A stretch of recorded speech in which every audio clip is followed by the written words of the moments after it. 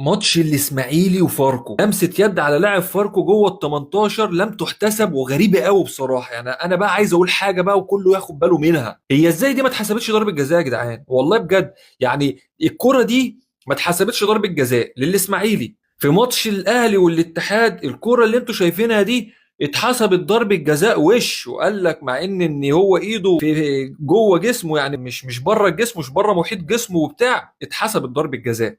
طب هنا لاعب فاركو ايده بره جسمه، ايده بره خالص، يعني هي اللي منعت الكرة كانت ممكن. هو انت طالع تتكلم على اللعبة للإسماعيلي؟ انا مالي؟ انا مالي؟ هو انت لو ما جبتش النادي الاهلي في جملة مفيدة هيحصل لك حاجة؟ يعني انت ولا الفيلم ممكن بتاعك يتشاف، ولا انت اصلا شخصيا ممكن تتشاف لو ما دخلتش الاهلي في جملة. انا مالي يا ابني؟ دي لعبة الفاركو والاسماعيلي. انت جبتش ليه طيب لعبة للزمالك؟ يعني لو هاجي افكرك بلعبة، ما جبتش ليه لعبة بيراميدز؟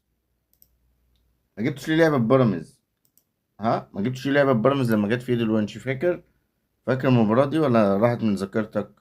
ما جبتهاش ليه؟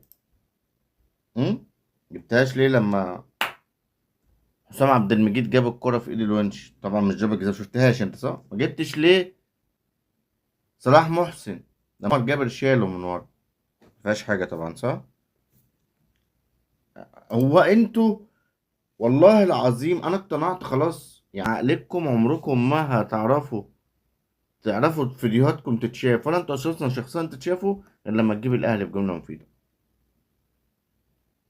ماتش بين الاسماعيلي وفاركو ما اتحسبتش ضربة جزاء وانت طالع بتتكلم عنها، تروح رايح جايب لقطة الاهلي والاتحاد. انت او غيرك، انا مالي؟ اما بنطلع نتكلم بسبب العيال المستفزة دي وتغلط، يطلع يقول لك انت مش كويس، انت مش محترم، انت مش عارف. طب ودول ايه؟ انا مالي وبيجيب سيرتي ليه؟